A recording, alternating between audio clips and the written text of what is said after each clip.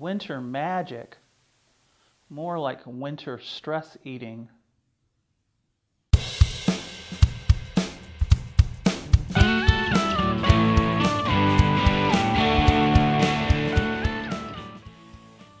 Hey, how's everyone doing?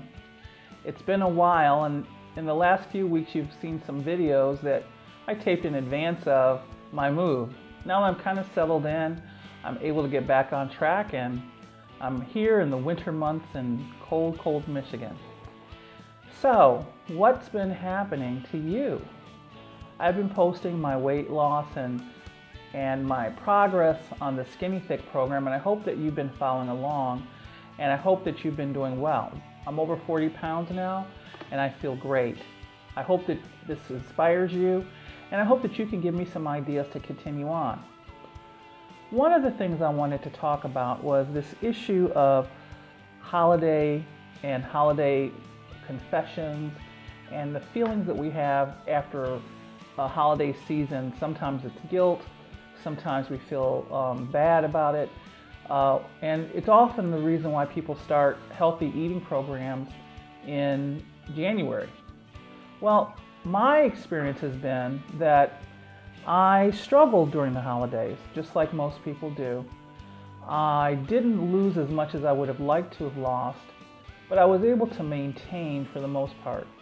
I gained a week or two, but then I went back and I lost the weight, and I maintained the weight, which was my challenge for myself over the holiday period. I would have liked to have lost a lot of weight, but I'm happy with what I have, and I'm happy that I was able to maintain. I wanted to also spend a little bit of time talking about, particularly now that we're a few weeks into the new year, because statistics show that this is when people typically quit their programs. This is when people give up on their healthy eating programs, and this is when they try to go back to their old habits, or they fall into their old habits. And so this is the time I thought would be the most important time to talk about that process and how to overcome that and how to try to get back on track with the healthy eating program. For example, when people go off of their program, they often feel guilt. I know that I did. I often wanted to give up. I didn't feel like the progress was moving fast enough. But it's at the time like this that we have to kind of remember for ourselves that we have to keep going. We have to trust this process. Remember earlier on I talked to you about the fact that losing weight is basically math. If we take in fewer calories than we burn up, meaning if we burn more calories than we consume, we will lose weight. It's just plain math, science, physics, what have you, that it'll happen. So we have to learn to trust the process. But when we don't feel like we're achieving it as quickly as we should, that's when we tend to give up. So at this time, I want to really urge people not to give up and to think for yourself, what is it that inspires you to do it? What I used as my tool for getting myself to stay on track was to remember why I did that. So when people are doing their New Year's resolutions, maybe one thing that you can do is to resolve for yourself to remember why you started your journey for better health. You know, for me, I wanted to have increased mobility. I wanted to be able to buy some really cool clothes.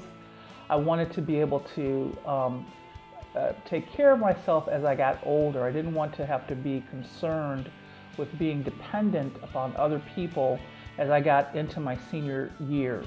And so the way to do that is to be able to put the time in now to get healthier.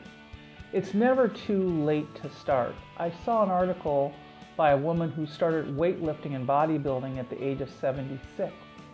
She became internationally known for her physique, and the thing is that she started later in life. So never tell yourself it's too late. Don't give yourself an excuse to give up. I watch a lot of the shows where there are people who have extreme amounts of weight to lose. And believe it or not, I get inspiration from those people. I say to myself, if they're willing to try, given the amount of weight that they have to lose, I've got to be able to give that a go as well. If they can give it a try and they may have more than I have to lose, then why can't I give it a try? Because we both know that at the end of the day, what we're doing is that we're making our lives better, we're making our health better, we're making ourselves better. So don't let the holiday season be something to give you permission to get off track. And don't let the typical first 3 weeks of energy burst stop. When you're starting to feel like you don't want to do it, when you're starting to get off track with your healthy eating program, pull out that sheet of paper and remind yourself of why you started. What was it that you wanted? It may have been something just as simple as spending time with your grandkids, or being able to take a walk with your pet around the block, or just being able to sit in a booth at a restaurant. Those little things that people have, or take rides at an amusement park, some people have told me. Just the small things in life that make life enjoyable for you. Whatever it is, put that up. Maybe even create a vision board.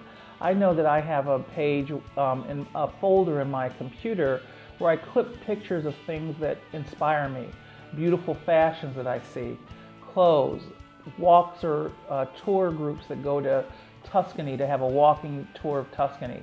Different things do that for me. Whatever it is that motivates you, use that. I actually have friends that have motivation of a fantastic meal. Well, there's nothing wrong with that if that's what you want to do, but remember, it's all moderation. So don't let the holiday season be the thing that gets you off track permanently. Don't let the first 3 weeks be the thing that stops you from going on because you're getting tired of doing it. This is a time that challenges us. This is a time when we've got to dig in and we're going to make that change. Hey, this is your girl Cynthia for Skinnythick. Give me a thumbs up and a like below. Have a great day and Happy New Year.